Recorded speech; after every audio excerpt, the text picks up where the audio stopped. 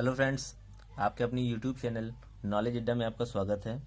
Friends, आज हम बात करेंगे class 11th exercise 10.1 straight line की।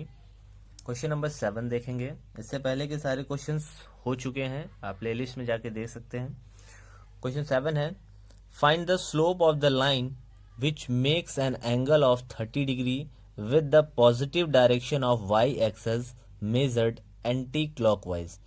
तो हमको क्या फाइंड करना है, देखिए friends, slope of line, line की स्लोप फाइंड करनी है, विच मेक्स, जो क्या बनाती है, एंगल ऑफ 30 डिग्री, 30 डिग्री का एंगल बना रही है with the positive direction of Y axis, Y axis के पॉजिटिव डायरेक्शन से मेजर्ड हमको करना है एंटी क्लॉकवाइज। तो देखिए यहाँ पे जो डायग्राम जो जिस हिसाब से हो जाएगा, ये मान लीजिए हमारा वो क्वाड्रेंट है, कार्टेशियन प्लेन है, मान लीजिए ये हमारा वाई एक्सिस है, ये वाई डैश है, ये एक्स एक्सिस है, ये एक्स डैश है। ठीक है, समझते चलिएगा। वाई क्या बोला है, positive direction of Y axis, मतलब वाई एक्सिस के पॉजिटिव डायरेक्शन, तो वाई एक्सिस इधर पॉजिटिव होता है तो इसको ले लेंगे। ठीक है, क्या बोल रहा है, slope of line which make an angle of 30 degree with positive direction, Y axis के पॉजिटिव डायरेक्शन से जो लाइन की स्लोप है वो 30 डिग्री एंगल बना रही है। ठीक है, तो इसके दो कंडीशन हो जाएंगे। एक कंडीशन तो ये हो जाएगा कि मान लीजिए कोई लाइन है वो ऐसे जा रही है, ठीक है, ये लाइन है ऐसे जा रही है, और एक कंडीशन ये हो जाएगी कि आप ये भी कह सकते हो कि एक लाइन जो है एक्स एक्सिस से वाई एक्सिस के ये ऐसे ये ऐसे जाएगी, इस तरह के एंगल बना के जाएगी, इधर से कुछ ऐसे एंगल बनाते हुए जाएगी। ओके, तो इसमें देखेंगे क्या कि एंगल जो बन रहा है वो वाई एक्सिस के 30 डिग्री पॉजिटिव डायरेक्शन से बन रहा है, मतलब इधर से बन रहा है। अब वो भी हमको लेना, घूमना किधर है, एंटी क्लॉकवाइज। तो क्लॉकवाइज क्या होता है, जिधर घड़ी का सुई जिधर से मूव करती है तो इधर क्लॉकवाइज ऐसे मूव करती है, क्लॉकवाइज ये होता है ऐसे से, और एंटी क्लॉकवाइज जो होता है वो ऐसे होता है, अपोजिट डायरेक्शन घड़ी का। तो ये एंटी क्लॉकवाइज है, तो हमको मुड़ना कहाँ है, एंटी क्लॉकवाइज। तो अगर हम यहाँ देखेंगे कि यहाँ से यहाँ के लिए अगर हम यहाँ से यहाँ आएंगे एंटी क्लॉकवाइज, तो क्या हमारे ये 30 डिग्री एंगल बनेगा, ये पूरा यहाँ से यहाँ तक क्या 30 डिग्री एंगल बनेगा, नहीं बनेगा। क्योंकि देखिए इससे ये जो कम रहता है 60 से कम, इसको बोलते हैं एक्यूट एंगल, ये होता है राइट एंगल ट्रायंगल, और जो 90 डिग्री से ज़्यादा होता है उसको क्या बोलते हैं, ऑब्ट्यूस एंगल बोलते हैं। ठीक है, तो क्या होता है, ये देखिए 90 डिग्री, क्योंकि यहाँ पे इंटरसेक्ट कर रहा है, अगर इसका हम परपेंडिकुलर ड्रॉ करेंगे तो 90 डिग्री यहाँ तक आएगा, और इससे ज़्यादा हो रहा है, इसका मतलब ये 30 डिग्री नहीं बनेगा, तो ये डायग्राम लाई नहीं करेगा। देखिए इसमें सबसे, इस क्वेश्चन में सबसे मेन जो है वो डायग्राम ही बनाना है। अगर आप डायग्राम सही से बना लेंगे तभी आप क्वेश्चन कर पाएंगे, अदरवाइज नहीं कर पाएंगे। ठीक है, तो डायग्राम को ध्यान से देखिए, क्योंकि एक बार फिर से मैं ये फिगर बना के यहाँ पे दिखा दे रहा हूँ। ये देखिए ये फिगर है, और यहाँ पे ये जो लाइन मान लीजिए यहाँ से गई है, तो हमको वाई डायरेक्शन के पॉजिटिव वाई डायरेक्शन से एंटी क्लॉकवाइज लेना है। तो ये वाई एक्सिस का पॉजिटिव है, पॉजिटिव वाई एक्सिस है, यहाँ से हमको एंटी क्लॉकवाइज एंगल लेना है। तो अगर एंटी क्लॉकवाइज यहाँ से यहाँ तक का एंगल लेंगे, क्योंकि एंटी क्लॉकवाइज है, तो ये 30 नहीं बनेगा। ठीक है, क्योंकि जहाँ से भी ये मीट करेगा, अगर वहाँ से हम परपेंडिकुलर ड्रॉ करके देख लेते हैं तो ये क्या होता है, यहाँ तक 90 डिग्री होगा, लेकिन इससे ज़्यादा हो जा रहा है, ये 30 डिग्री नहीं बन पाएगा। ठीक है, और इस केस में देखेंगे क्या, इस केस में अगर देखेंगे कि वाई एक्सिस ये है, वाई एक्सिस से अगर हम यहाँ पे मेजर करेंगे, एंटी क्लॉकवाइज हमको घूमना है यहाँ से यहाँ तक, तो ये क्या हो जाएगा, 30 डिग्री बन सकता है, क्योंकि ये इंटरसेक्ट यहाँ की है। अगर इसका हम परपेंडिकुलर ड्रॉ यहाँ करेंगे तो यहाँ तक 90 डिग्री होता है, ये क्या होगा, 30 डिग्री बन जाएगा। ठीक है, तो यही हमारा डायग्राम है, डायग्राम ही मेन है, इसको अगर हम समझ लेंगे तो हो जाएगा। तो ठीक है, तो इसको देख लीजिए ध्यान से। तो फ्रेंड्स ये हमारा डायग्राम हो गया, ऐसे बनेगा। तो यहाँ से हमको यहाँ तक घूमना है एंटी क्लॉकवाइज, तो इट मीन्स यहाँ से यहाँ तक की जो डिग्री दिया है 30 डिग्री हो जाएगी। ठीक है, तो हमको क्या करना है, स्लोप निकालना है। तो क्या होता है, स्लोप निकालने का मतलब है कि एक्स एक्सिस से जो लाइन पास कर रही है, ये एंगल बना रही है, ये क्या है, यही इसका स्लोप निकल जाएगा। ठीक है, एंगल, ये लाइन का एंगल ऑफ स्लोप निकल जाएगा। तो इसको हमको यही एंगल फाइंड करना है, तो इसको हम मान लेंगे थीटा एंगल। ठीक है, इसको हम थीटा एंगल मान लेंगे। तो यही कितने स्लोप से कितना स्लोप ये बना रही है, इसी को हमको फाइंड करना रहता है। ओके, तो ये थीटा एंगल हो गया। हम नेमिंग कर देंगे, मान लीजिए ये पॉइंट्स को हम दे देंगे ए, ये पॉइंट्स हो गया हमारा यहाँ पे बी, ये ओ हो गया। ओके, तो ये हमारा 30 डिग्री है। तो जब भी हमको पता है कि कोई भी अगर दो लाइन ऐसे इंटरसेक्ट करती है, तो ये लाइन वर्टिकली अपोजिट एंगल क्या हो जाता है, इक्वल हो जाते हैं, ठीक है। तो यहाँ पे क्या हुआ है, यहाँ पे देखिए ये लाइन और ये लाइन इंटरसेक्ट की है, तो इसका वर्टिकली अपोजिट एंगल ये हो जाएगा, इसलिए ये एंगल भी क्या हो जाएगा, 30 डिग्री हो जाएगा। ओके, ध्यान से समझिएगा क्योंकि यही क्वेश्चंस मेन है। इस तरह के क्वेश्चंस बहुत ही आसानी से हो जाता है, बस थोड़ा डायग्राम को ही देखना पड़ता है।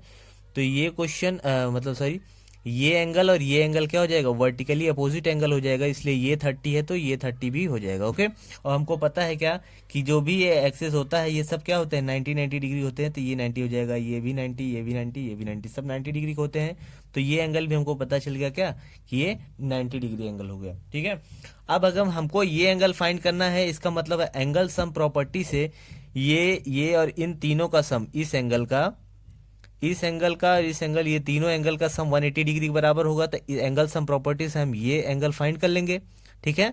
तो इस एंगल को हम मान लेते हैं क्या, एक्स मान लेते हैं। ओके, तो बाई एंगल सम प्रॉपर्टी यहां लिखेंगे, बाई एंगल सम प्रॉपर्टी क्या हो जाएगा, angle A plus angle O plus angle, यहां पे मान लेते हैं क्या, बी मान लेते हैं। Okay, angle B is equal to कितना हो जाएगा, 180 डिग्री। तो एंगल ए की वैल्यू यहां से कितना है, यहां पे लिख देंगे in triangle A O B, in triangle A O B, ताकि हमको पता रहे कि इसी ट्राइंगल की हम बात कर रहे हैं।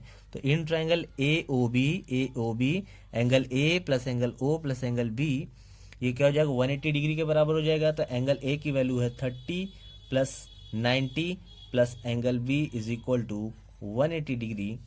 ओके, तो 90 30 कितना हो जाएगा, 120 plus angle B is equal to 180 degree, angle B is equal to कितना हो जाएगा, 180 minus 120, it means 60 degree. Okay, तो एंगल बी मीन से एक्स की वैल्यू हमें कितना मिल गया, X is equal to 60 degree मिल गया, हमें एक्स की वैल्यू 60 डिग्री मिल गया। तो ये हो गया हमारा 60 डिग्री। ओके, तो ये 60 डिग्री हो गया। हमको ये फाइंड करना है, तो हमें पता है क्या कि इस पूरे का एंगल का कितना होता है, ये पूरे का सम कितना होता है, 180 डिग्री होता है।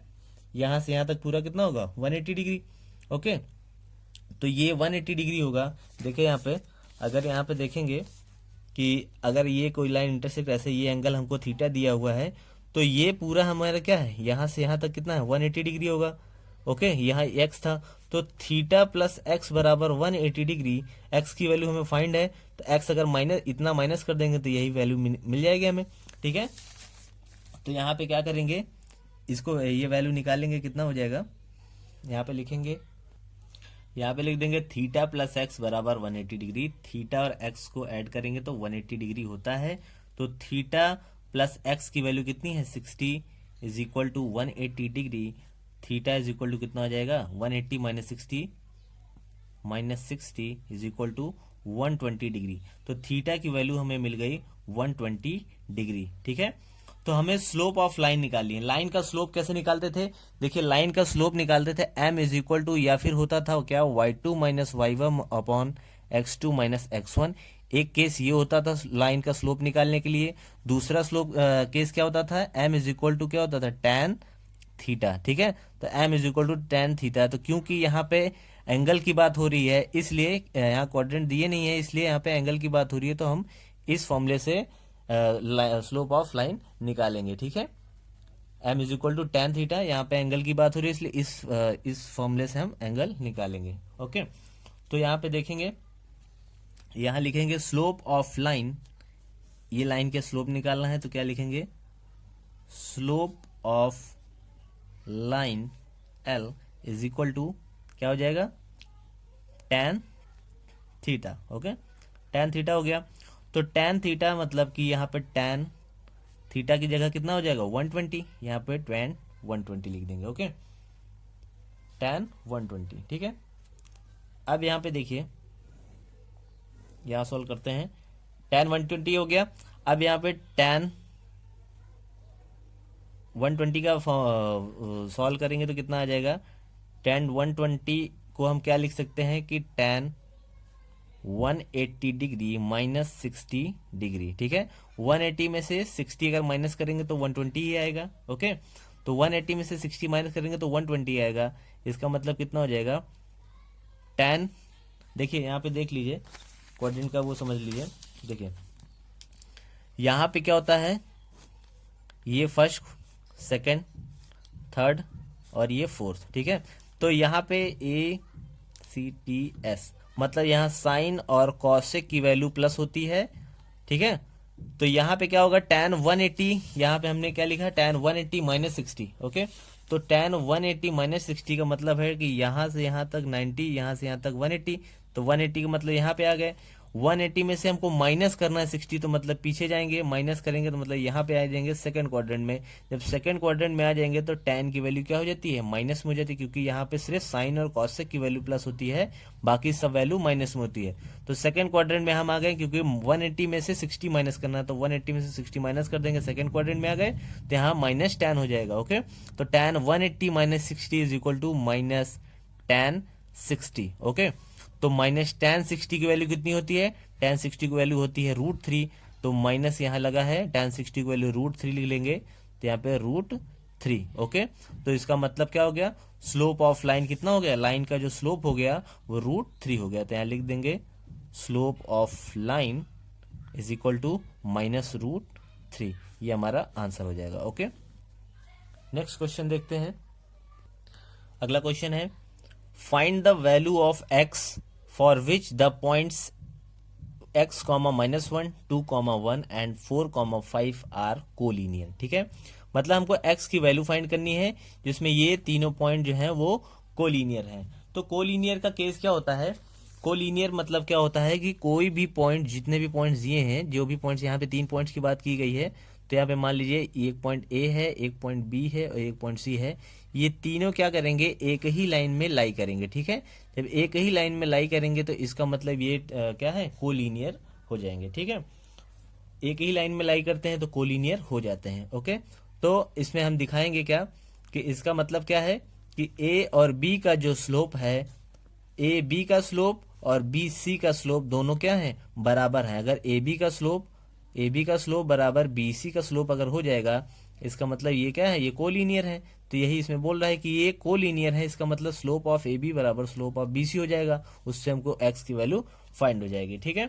तो यहाँ पे हम नेम कर देंगे, यहाँ लिखेंगे क्या, we have the points A कितना है, x, -1, B 2, 1 एंड C 4, 5। ये हमने ABC इन तीनों पॉइंट्स का नाम दे दिया है, ठीक है। अगर इसमें बोला है कि A, B और C आर कोलिनियर, क्योंकि हमें इसमें बोला है कि A, B, C क्या है, कोलिनियर है, if the slope of AB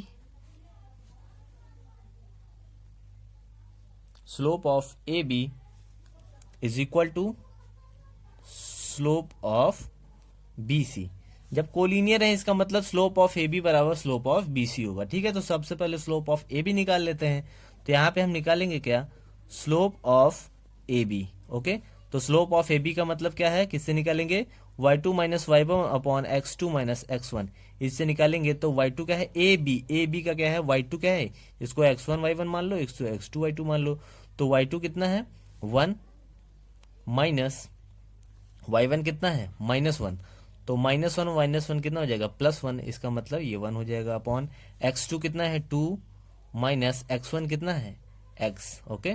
तो इसका मतलब ये कितना आ गया, 1 + 1 2 अपॉन 2 माइनस x, ये स्लोप ऑफ AB आ गया, ओके।